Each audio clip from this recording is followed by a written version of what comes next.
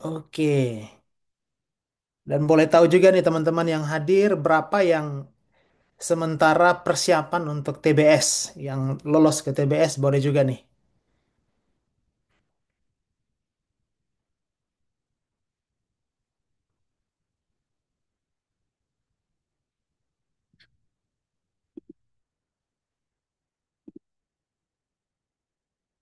Oke, banyak ya yang lagi ini ya sudah lolos ke TBS ya.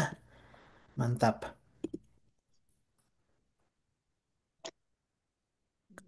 Oke, teman-teman juga ini ya saya boleh ajak teman-teman untuk supaya kita interaktif. Teman-teman boleh on cam ya. Tapi tetap mute ya, teman-teman biar kita tertib dan ini jangan sampai mengganggu teman-teman lain yang sedang menyimak. Oke, ini saya senang nih semuanya antusias. Ya, oke, banyak dari ini ya, oke ada dari Bangka Belitung, dari Jayapura, ada dari ini ya NTT, Maluku. Wah, siap.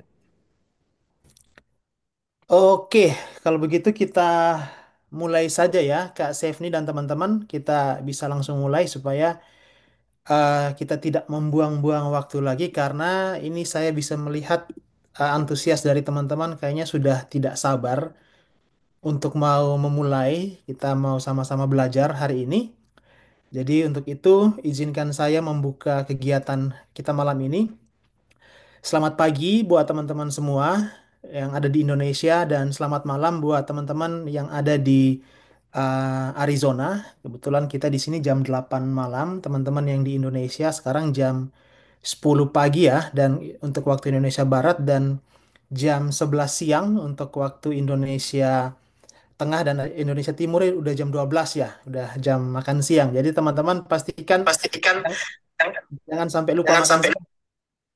Teman-teman, oke sekali lagi boleh di mute dulu teman-teman teman-teman panitia juga boleh bantu untuk mute peserta supaya kita bisa lebih efisien ya. Oke, dengan penuh rasa hormat saya mengucapkan Assalamualaikum warahmatullahi wabarakatuh buat teman-teman semua yang lagi berpuasa dan akan apa namanya mengisi waktu puasanya dengan webinar ini. Semoga teman-teman bisa tetap kuat dan juga dapat manfaat banyak dari kegiatan kita malam ini ya. Juga Om Swastiastu, Namo Buddhaya, Shalom, salam sejahtera untuk kita semua. Selamat datang di webinar persiapan tes bakat skolastik yang diselenggarakan oleh Ikatan Awardee LPDP di Arizona State University. Perkenalkan, saya Jacobus Loloin, Awardee LPDP dan saat ini sedang menempuh studi di Thunderbird School of Global Management di Arizona State University, Master of Global Management. Hari ini kita akan ngobrol bareng teman-teman yang bareng tiga teman yang juga sudah punya pengalaman banyak ya untuk membantu teman-teman yang lain dalam persiapan aplikasi beasiswa LPDP khususnya untuk TBS ya, tes bakat skolastik. Dalam hal ini penalaran verbal, penalaran kuantitatif dan juga pemecahan masalah. Nah, buat teman-teman yang sudah lolos ke tahap ini, selamat. Kita boleh kasih tepuk tangan virtual buat teman-teman semua yang sedang mempersiapkan diri untuk TBS. Boleh mungkin kasih reaction. Kita mau lihat berapa banyak sih teman-teman yang sedang mempersiapkan diri untuk TBS ya. Ini pasti sudah ini ya dak dikduk ya. Udah mulai penasaran ini gimana persiapannya nanti. Nah, buat teman-teman yang sudah lolos, kami ucapkan selamat. Ini adalah langkah besar untuk menuju impian teman-teman semua dan kita tahu bahwa TBS itu bisa jadi tantangan tersendiri ya. Kita pernah melewatinya dan teman-teman juga yang sedang dalam penantian ini juga pasti tidurnya tidak nyenyak ya tiap malam ya. Karena ini memang jadi tantangan tersendiri apalagi kalau belum terbiasa dengan pola-pola dari soal-soal pertanyaannya. Nah, di webinar kali ini kita akan bahas strategi, tips, dan juga trik supaya teman-teman bisa lebih siap dalam menghadapi tes ini dan pastinya bisa lebih percaya diri dan dapatkan hasil maksimal pasti ya kita doakan yang terbaik. Nah, supaya tidak memperpanjang waktu, saya ingin memperkenalkan tiga teman-teman kita yang akan sharing malam ini. supaya teman-teman bisa lebih kenal siapa sih yang akan sharing malam ini, teman-teman juga bisa lebih akrab. Nanti apa namanya akan ada tiga teman-teman yang juga merupakan awardee LPDP dan sedang menempuh studi di Arizona State University dan kita beruntung beruntung sekali karena kita belajar langsung dari teman-teman yang bukan cuma paham teori tapi juga sudah membuktikan sendiri kemampuan mereka hingga bisa sampai di tahap ini. Nah, pembicara pertama kita nanti boleh teman-teman pembicara sambil lambai-lambaikan tangan ya, kalau namanya disebutkan.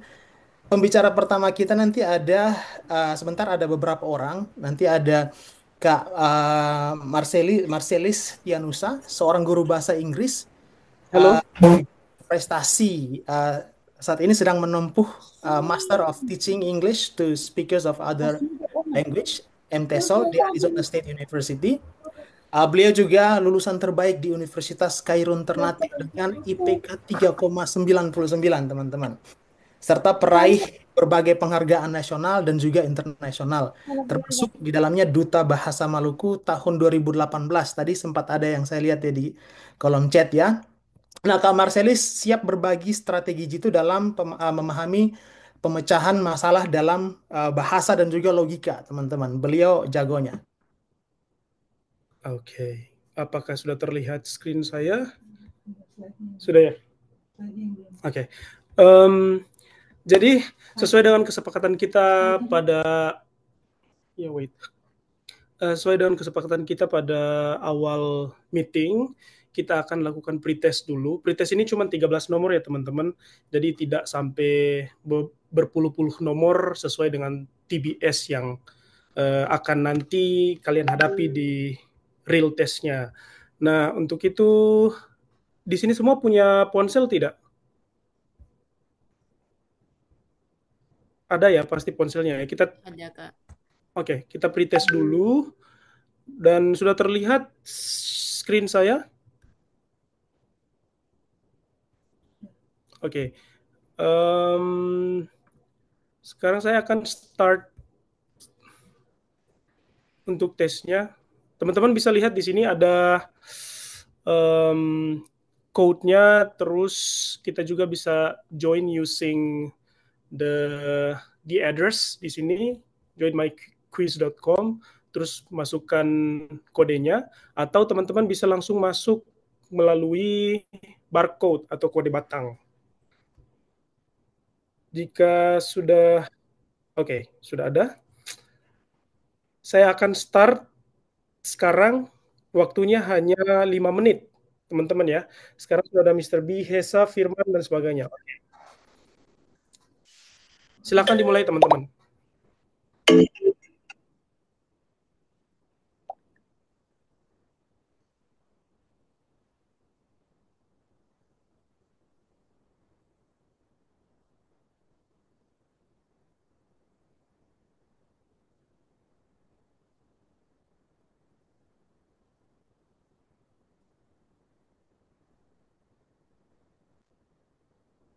Kak Acel, maaf, Kak, mungkin linknya boleh di copy paste di chat juga kah? Soalnya ada yang belum masuk katanya.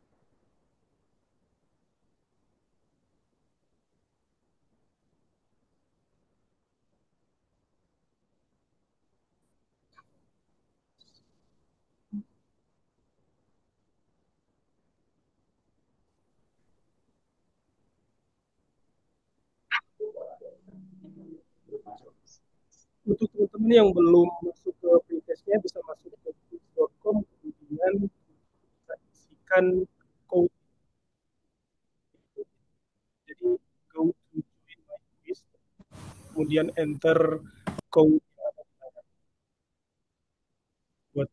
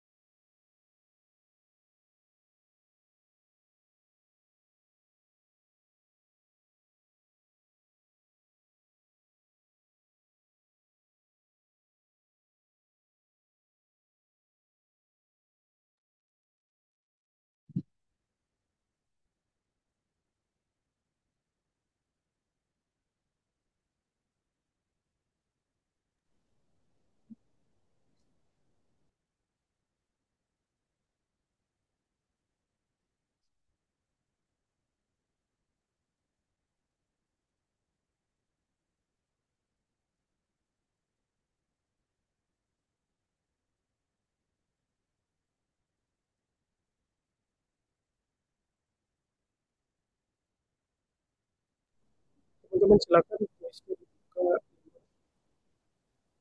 Kalau saya sudah end kuisnya, teman-teman sudah lagi. Dan Awi. uh,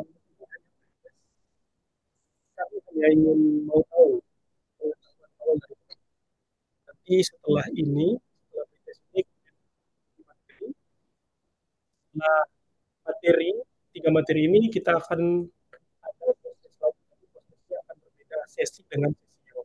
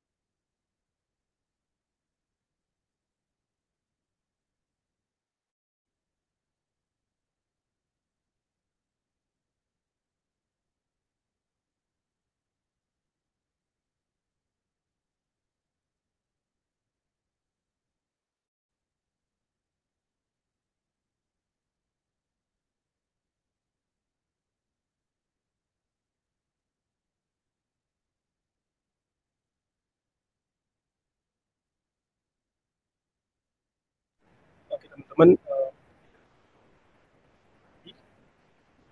cepat karena saya akan otomatis mengakhiri bis sudah mencapai.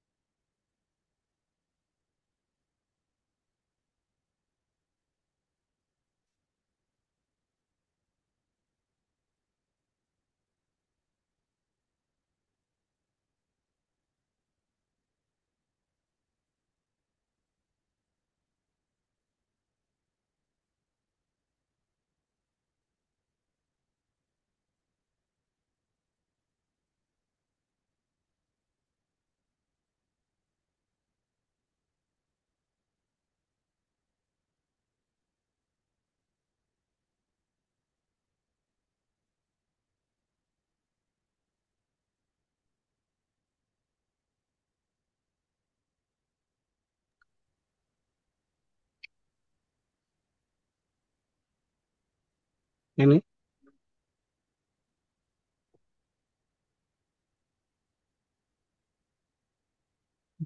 ATM ada berapa memang?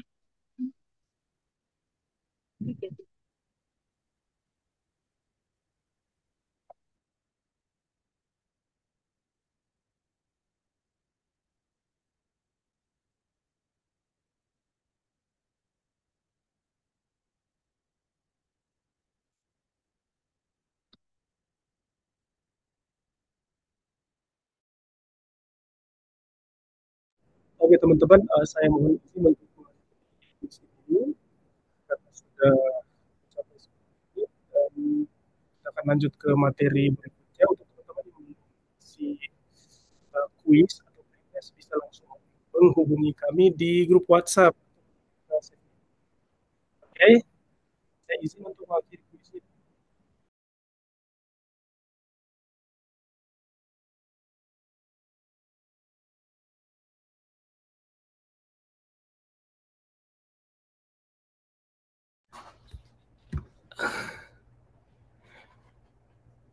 Sudahkah? Sudah, Kak.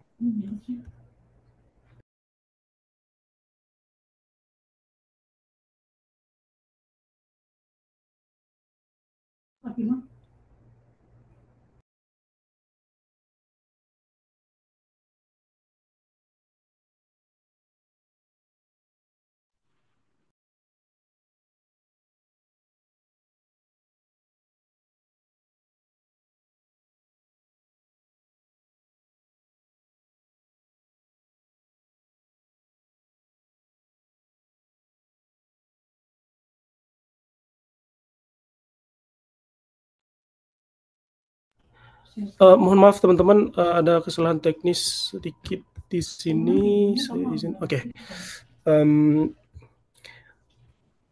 Screen saya sudah terlihat ya teman-teman.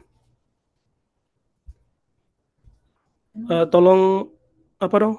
Thumbs up kalau misalnya screen saya sudah bisa dilihat.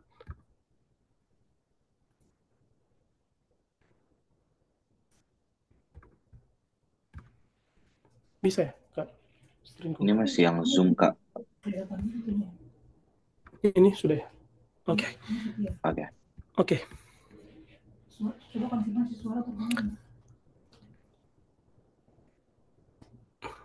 Teman-teman, apakah suara saya sudah kedengaran? Jelas, jelas.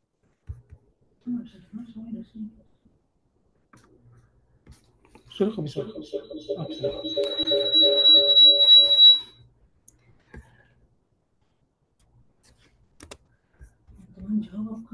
Iya.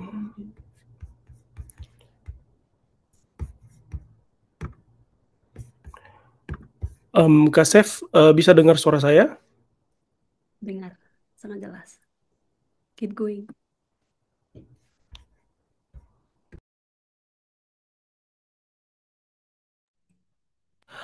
Oke. Berarti saya bisa lanjutkan ya teman-teman ke materinya. Wait. Sudah cukup perkenalannya dan saya akan masuk di oke. Nah, ini dia merupakan soal nomor 1 kalau tidak salah tadi di pretest. Mungkin teman-teman sudah mengisinya dan kayaknya tidak ada yang salah ya. Selamat. Sekitar 22 atau berapa orang tadi yang menjawab dengan benar. Dan saya rasa ini sangat gampang karena antonim dari pasif sendiri pasti kita sudah tahu nih, yaitu aktif. Cuman saya mau sampaikan di sini ada tips kalau mau belajar, bukan untuk ikut tesnya ya, tapi belajar. Kalau belajar untuk kemampuan verbal itu kita harus menggunakan KBBI, khususnya KBBI edisi 6, dan terlebih khusus lagi untuk antonim sama sinonim. Nah, antonim di sini yaitu lawan kata teman-teman. Kemudian saya ingin kasih informasi ke teman-teman bahwa ada beberapa keterangan dalam Kamus Besar Bahasa Indonesia yang harus kita pahami. kalau dalam proses belajar. Yang pertama yaitu A. A ini mewakili adjektiva, kemudian ada N mewakili nomina, kemudian ada ADV yang mewakili adverbia, numeralia yaitu angka-angka, kemudian ada V verba, dan ada pronoun untuk pronomina, dan P atau P untuk partikel. Jadi teman-teman harus paham keterangan-keterangan atau letter huruf yang bercetak merah di Kamus Besar Bahasa Indonesia. Nah, untuk soal yang pertama, saya skip saja karena pasif ini sudah pasti aktif ya, antonim atau lawan katanya. Ingat, antonim itu lawan kata. Pasti teman-teman sudah tahu juga. Nomor 2, yang berikutnya. Untuk nomor 2 ini, kita lihat di sini bekerja. Nah, bekerja ini antonimnya apa? Nah, keterangan yang saya taruh di sini adalah perhatikan kelas katanya. Nah, kelas kata dari bekerja adalah verba atau kata kerja, kata yang menerangkan aktivitas atau kegiatan yang kita lakukan. Kemudian berikutnya, nah ada 2 pilihan di sini. Kita tinggal eliminasi saja. Kalau misalnya kita yakin kalau opsi ini bukan antonim atau lawan kata dari bekerja. Misalnya ada kata no. Misalnya kata lakukan. Lakukan itu kan berarti sinonim ya, sama gitu, melakukan suatu pekerjaan. Kemudian aktivitas uh, tidak begitu pas lah, tidak match. Kemudian istirahat itu um, tidak begitu pas, karena kalau istirahat ini berarti um, memang dia berlawanan makna juga dengan bekerja, tapi tidak begitu pas. Nanti saya kasih tahu kenapa tidak pas istirahat ini ditaruh di sini. Dan saya memilih anggur dan menganggur di sini. Jadi saya kasih 2 pilihan yang mana nantinya bisa menjadi antonim dari bekerja. Nah, di sini ada anggur, kemudian ada menganggur. Teman-teman, kita bisa lihat untuk anggur sendiri memiliki 2 kelas kata, yaitu verba sama nomina. Jadi untuk anggur ini kita bisa jadikan antonimnya kalau kata menganggur tidak ada. Jadi saya sudah spill terlebih dahulu. Jawabannya adalah menganggur, yaitu E, opsi E. Nah, kenapa opsi E? Karena kita harus lihat secara teliti, kata bekerja di atas itu memiliki imbuhan. Teman-teman harus memang perhatikan baik-baik bahwa kata bekerja ini memiliki imbuhan. Kata dasarnya atau root dari word-nya adalah kerja. Ketika ditambah imbuhan di depan, maka menjadi bekerja. Jadi kita pakai di bawah kata menganggur, teman-teman, kata menganggur yang juga memiliki imbuhan. Itu yang menjadi alasannya. Kemudian alasan kedua adalah kata anggur ini memiliki 2 kelas kata, yaitu kata-kata verba, kelas kata verba dan nomina, yang tidak secara eksak menerangkan bahwa dia juga adalah kata verba atau kata kerja. Jadi bekerja sama menganggur ini sama-sama kata kerja. Mereka berdua punya status yang sama, yaitu kata kerja. Bisa dipahami ya teman-teman? Kita pindah ke bekerja. Sporadis. Nah, kalau sporadis ini saya minta izin teman-teman untuk sporadis sendiri. Teman-teman bisa lihat ya, karena sporadis ini tidak secara langsung menunjukkan bahwa ini merupakan kata kerja, ini merupakan kata benda, ini merupakan adverbia. Kita silahkan menuju ke Kamus Besar Bahasa Indonesia. Dan kita langsung cari. Makanya saya bilang tadi, teman-teman, silakan belajar menggunakan KBBI edisi 6 untuk mencari makna kata yang sesuai gitu. Jadi belajar sambil mengetahui makna-makna kata. Jadi kita langsung keep in our mind makna dari kata itu, sehingga kita tidak cabut resource dari resource yang maksudnya resource yang tidak relevan, karena KBBI sendiri merupakan resource yang cukup relevan dari Kemendikbud atau Badan Pengembangan dan Pembinaan Bahasa. Nah, di sini sporadis, let's see. Oke, tidak merata dan hanya dijumpai di tempat tertentu. Tidak tentu, kadangkala, dan kadang-kadang. Mari kita kembali ke materi. Oke, saya lewati dulu yang keterangan pertama. Jadi di dalam KBBI itu ada tidak merata, tidak tentu, kadang-kadang, dan kadangkala. Nah, ini merupakan bentuk paraphrase ya. Saya sudah paraphrase untuk definisinya dari KBBI. Jadi di sini kita bisa lihat, teman-teman, saya sudah kasih jawabannya adalah sering, tapi kita harus tahu alasannya kenapa jawabannya sering gitu. Sedangkan di Kamus Besar Bahasa Indonesia itu tidak ada kata sering.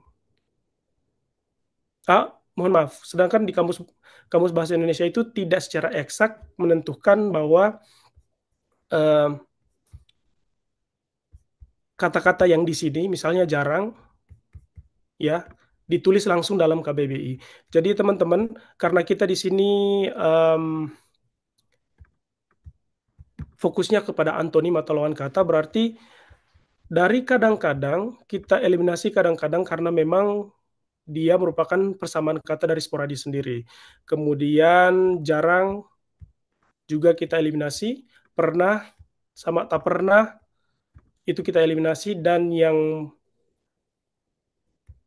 berlawanan makna secara langsung adalah sering.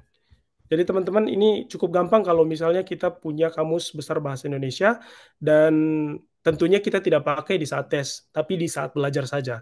Jadi sporadis lawan katanya adalah sering. Kemudian berikutnya teman-teman, saya tidak mau kasih keluar dari ini ya, saya tidak mau kasih full screen untuk PowerPoint-nya, karena saya akan balik lagi ke Kamus Besar Bahasa Indonesia. Nah, di sini ada anomali. Sorry. Untuk pengertian dalam KBBI, anomali ini termasuk dalam adjektiva, ya. Kalau A itu keterangannya adjektiva ya. Yang artinya tidak seperti yang pernah ada atau penyimpangan dari yang sudah ada. Nah, kalau penyimpangan dari yang sudah ada kan berarti sesuatu yang aneh nih, teman-teman.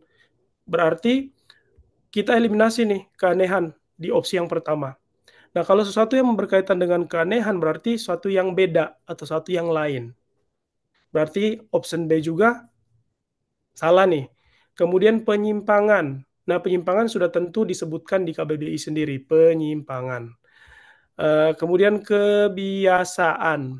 Teman-teman, sekali lagi, kebiasaan dan normal, di sini kebiasaan merupakan kata benda. Kita fokus lagi, karena kelas kata dari kebiasaan adalah kata benda, berarti kita harus kembali lihat lagi Kamus Bahasa Indonesia nih. Anomali itu masuk dalam apa sih sebenarnya kelas katanya?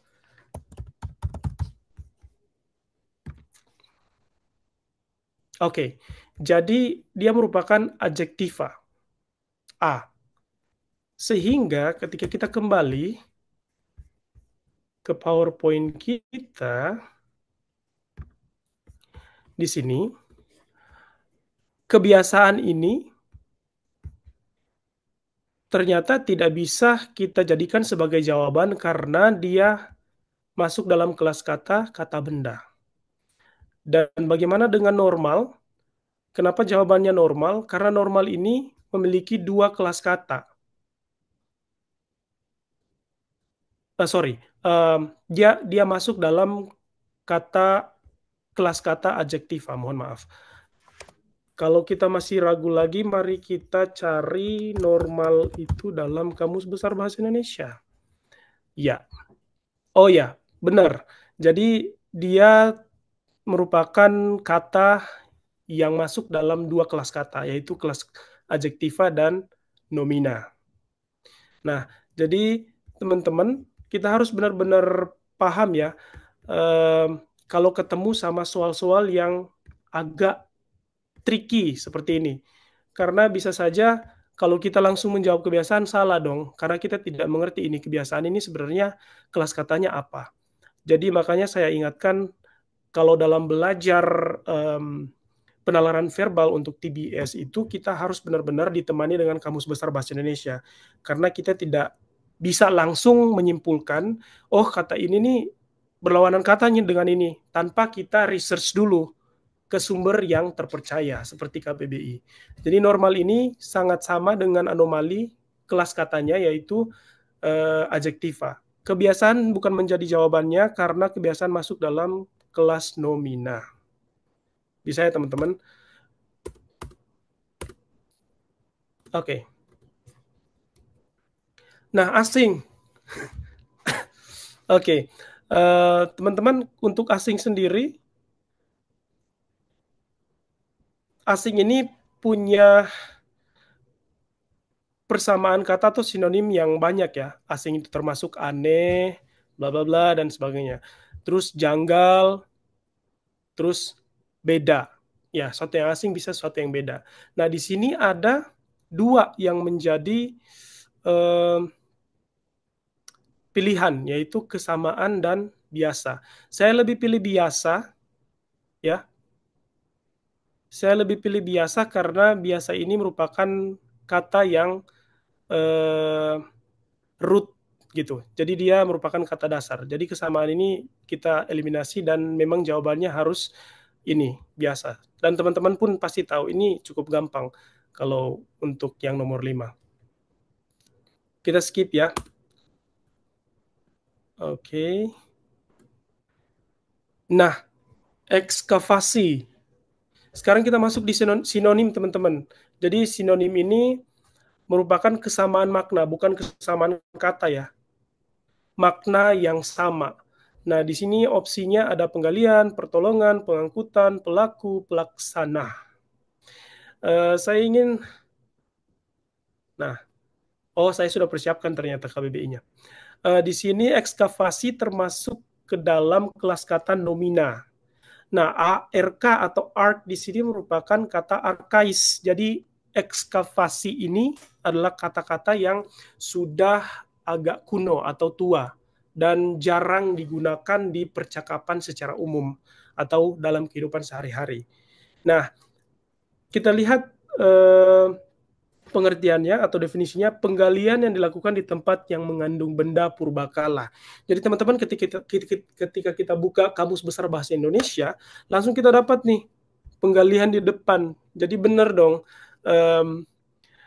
salah satu dari opsi di sini sudah pasti jawabannya berkaitan dengan definisi yang ada di sini, yaitu penggalian. Jadi kita tidak perlu lagi interpretasi dan analisis seperti soal-soal yang sebelumnya. Untuk pertolongan tidak, pengangkutan tidak, pelaku tidak, dan pelaksana tidak, karena memang sudah di state sejak awal penggalian. Jadi penggalian memang adalah jawabannya. Kesamaan maknanya. Kemudian eksistensi. Nah, kalau eksistensi ini pasti teman-teman juga sudah tahu, namun saya ingin kasih definisinya dalam bahasa Indonesia, Kamus Besar Bahasa Indonesia. Kelas katanya yaitu nomina, hal berada atau keberadaan, dan contohnya di sini teman-teman bisa lihat, dan jawabannya pun sudah ada di sebelah sana, yaitu di opsi E, keberadaan. Semuanya diawali dengan imbuhan ke.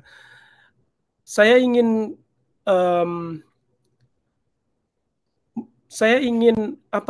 membandingkan keberadaan dengan pengadaan. Nah, untuk keberadaan dan pengadaan, kenapa pengadaan ini tidak bisa sama maknanya dengan eksistensi? Karena pengadaan ini lebih ke proses kita untuk mengadakan sesuatu atau membuat sesuatu itu ada gitu. Itu secara definisi secara harfiahnya. Kalau keberadaan ini pasti berkaitan dengan kehadiran gitu, kehadiran kita, kehadiran seseorang. Berarti memang benar eksistensi ini memiliki persamaan makna yang sangat relate dengan option E. Inferensi. Oke, teman-teman, untuk inferensi sendiri, kita akan eliminasi B sama C. Karena B sama C, induksi, deduksi ini merupakan bagian dari inferensi.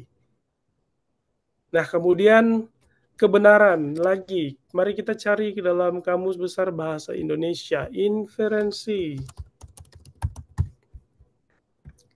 Jadi teman-teman harus perbiasakan ya untuk belajar kemampuan verbal atau penalaran verbal dengan menggunakan Kamus Besar Bahasa Indonesia.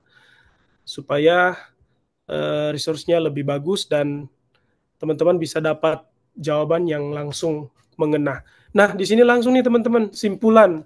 Jadi kita tidak perlu lagi analisis seperti yang saya bilang tadi. Simpulan dan termasuk dalam kelas kata nomina. Oke. Ini ya. Berarti jawabannya adalah simpulan. Dan inferensi itu persamaan katanya yaitu simpulan. Tidak intervensi, karena intervensi beda maknanya dengan inferensi. Sorry. Oke, aksa. Nah, untuk aksa sendiri, saya sudah cek di Kamus Besar Bahasa Indonesia, yaitu adjektiva. KL ini di sini artinya klasik atau kepanjangan dari klasik ya teman-teman, atau ya kepanjangan dari klasik yang artinya jauh. Nah, ketika kita masuk di Kamus Besar Bahasa Indonesia dan sudah dapat maknanya seperti ini, ya langsung kita dapat jawabannya gitu. Persamaan katanya yaitu jauh. Kita skip lagi. Nah, populer. Di sini sangat menarik teman-teman untuk populer sendiri, karena kalau kita lihat dalam Kamus Besar Bahasa Indonesia, ketika kita cari popularitas atau populer, itu tetap ada. Nah, kita lihat di Kamus Besar Bahasa Indonesia lagi, populer. Ya, di sini ada populer juga teman-teman, tapi populer itu merupakan bentuk tidak baku dari populer.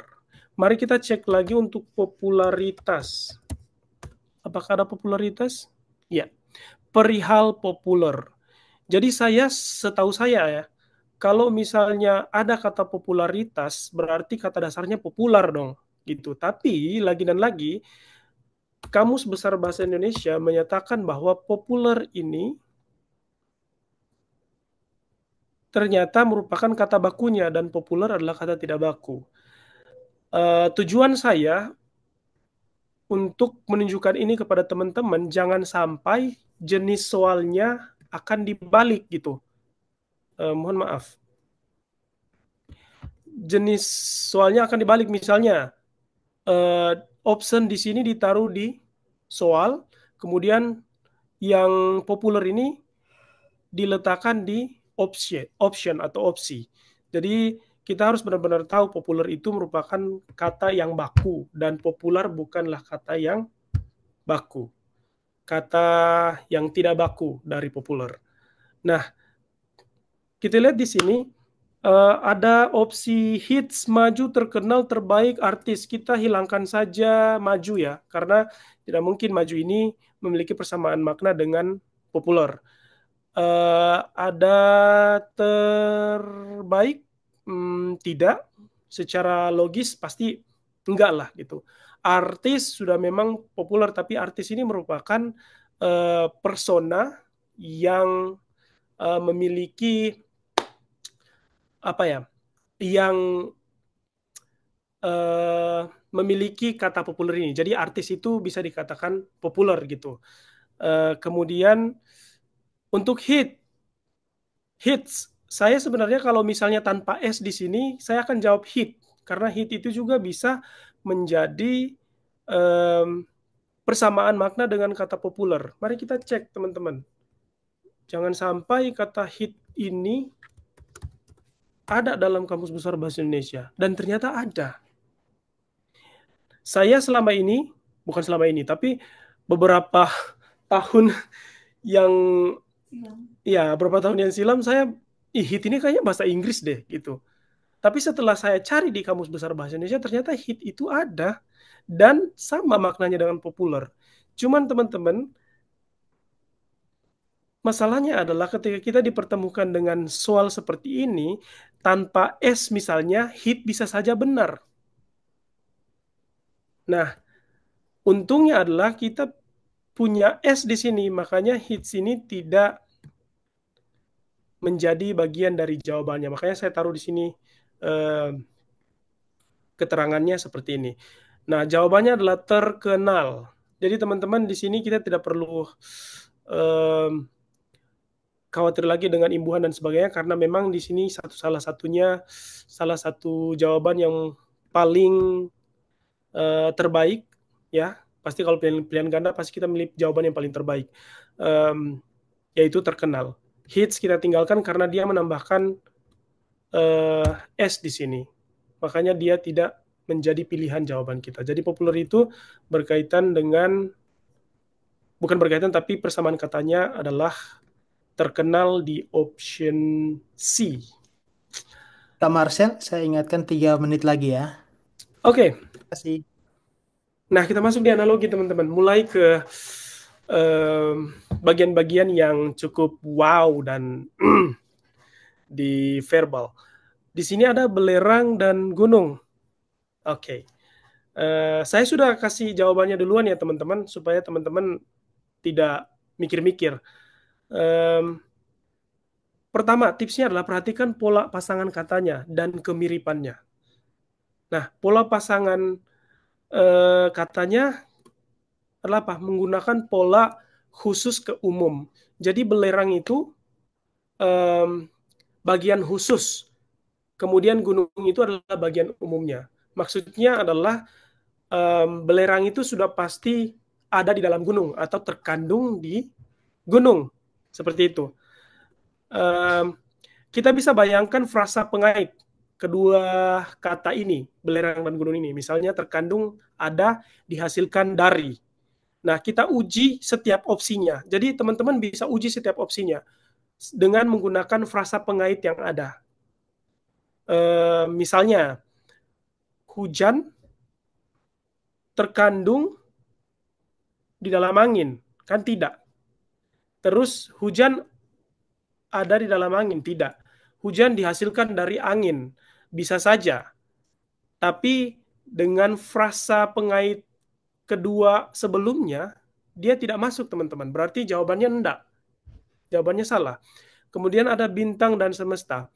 Bintang terkandung di alam semesta atau di semesta. Boleh juga, tapi kayak tidak begitu cocok. Tidak match. Bintang ada di semesta. Boleh. Bintang dihasilkan dari semesta. Nah, semesta apa nih?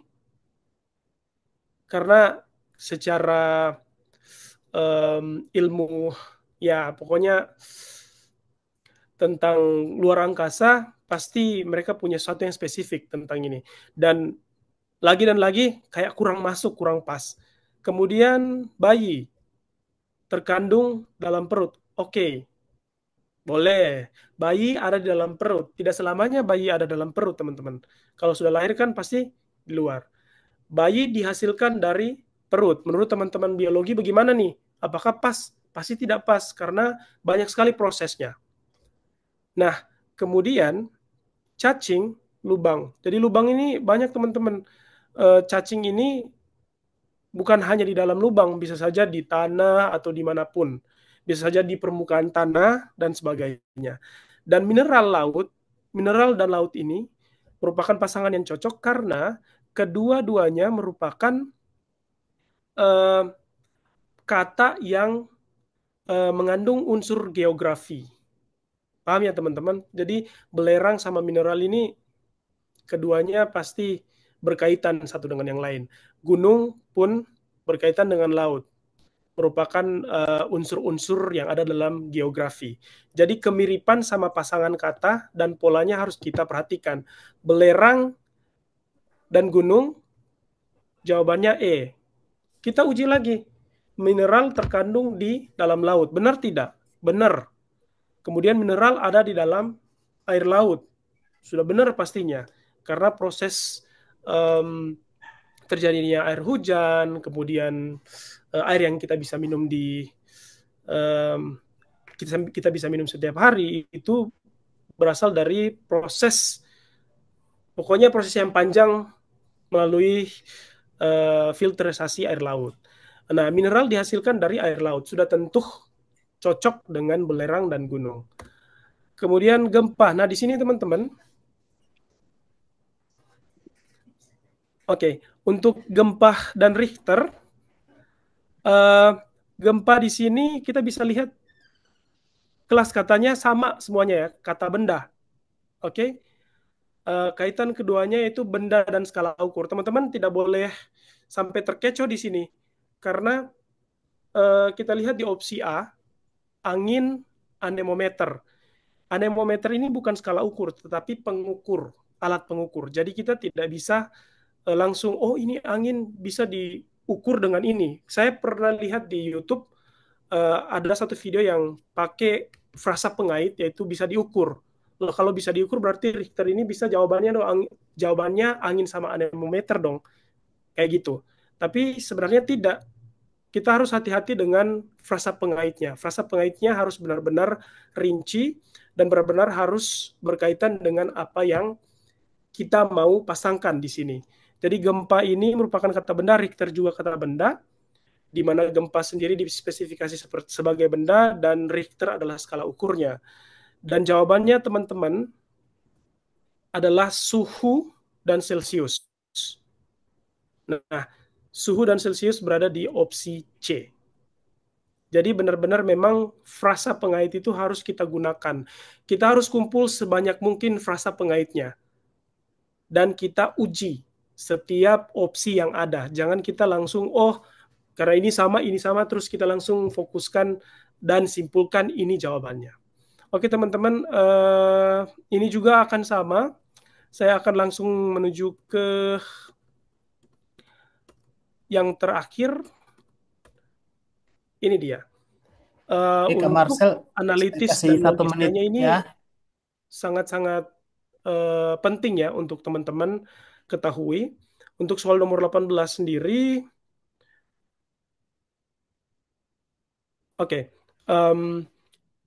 jadi kita lihat ada beberapa premis di sini, ada sekitar 3 premis. Namun teman-teman, untuk soal analitis dan logis, kita tidak bisa menggunakan pemikiran atau penalaran secara eksak atau eksata. Jangan, nanti kita bakal overthinking atau overwhelming ketika kita pindah ke soal eksakta. Jadi gunakan mindset kita, ini tipsnya juga teman-teman ya, gunakan mindset kita untuk tidak menjadikan soal analitis ini sebagai soal matematika. Karena bakal berat teman-teman ketika kita move ke soal matematika atau kuantitatif, kita bakal sudah penuh nih. Jadi kayak mikirnya sudah susah dari analitis ditambah susah lagi di kuantitatif gitu. Jadi teman-teman tidak boleh memperlakukan soal analitis dan logis ini seperti kuantitatif. Nah, makanya saya kasih garis di sini, kasih garis miring logis, karena memang untuk kemampuan analitis ini kita harus berpikir secara logis saja, tidak usah pikir premis ini, premis A harus sama dengan premis B dan sebagainya. Tidak usah. Berpikir saja secara logis supaya teman-teman tidak overthinking ke kuantitatif. Di pernyataan pertama, setiap siswa di kelas 12 memiliki ponsel pintar. Nah, memiliki ponsel pintar. Setiap orang yang memiliki ponsel pintar dapat mengakses internet. Sari adalah siswa kelas 12. Jadi simpulannya apa nih teman-teman? Kalau Sari kalau Sari adalah siswa kelas 12, berarti otomatis pernyataan 1 dan 2 itu include Sari gitu. Jadi involve Sari. Untuk kuantor sendiri kita pakai setiap dan semua. Jadi di sini tidak ada perbedaan ya, teman-teman. Setiap sama dengan semua. Jadi semua siswa yang ada di kelas 12 itu memiliki ponsel pintar termasuk Sari. Berarti kesimpulan yang di bawah sini yang kita bisa lihat adalah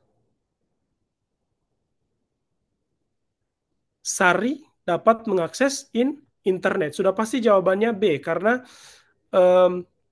Sari ini merupakan siswa atau bagian dari kelas 12 yang notabene-nya memiliki ponsel pintar, dan siswa yang ada di kelas 12 ini pasti bisa mengakses internet. Artinya Sari bisa mengakses internet. Oke, jadi jawabannya adalah B. Untuk yang terakhir teman-teman, ini agak sama dengan ini. Jadi saya mau kasih tips juga. No baper ya teman-teman. Jangan pakai pengalaman pribadi. Jangan pakai pengalaman pribadi, dan no baper untuk soal verbal ini. Nah, untuk nomor 19, semua bunga berwarna cerah. Penyerbukannya dibantu serangga. Sebagian bunga di taman berwarna cerah. Nah, teman-teman, sebagian di sini kita bisa setarakan dengan kata ada atau tidak semua. Berarti tidak semua bunga yang ada di taman itu penyerbukannya dibantu serangga, karena kata sebagian ini. Jadi sebagian bunga di taman berwarna cerah. Artinya semua bunga berwarna cerah penyerbukannya dibantu serangga. Kata sebagian ini memotong atau membatasi kata semua yang ada di pernyataan pertama. Yang di atas, semua bunga berwarna cerah penyerbukannya dibantu serangga. Berarti teman-teman, ada sebagian bunga atau ada bunga di taman yang warnanya tidak cerah dan sebaliknya. Paham ya? Nah, jawaban E. Sebagian bunga di taman penyerbukannya dibantu serangga. Jadi sebagian ini merupakan kata kuncinya. Walaupun di atas memiliki kuantor semua, tapi kata sebagian ini menegaskan bahwa bunga di taman yang berwarna cerah itu ada, maksud saya adalah sebagian bunga di taman itu pasti ada yang berwarna cerah dan ada yang tidak berwarna cerah.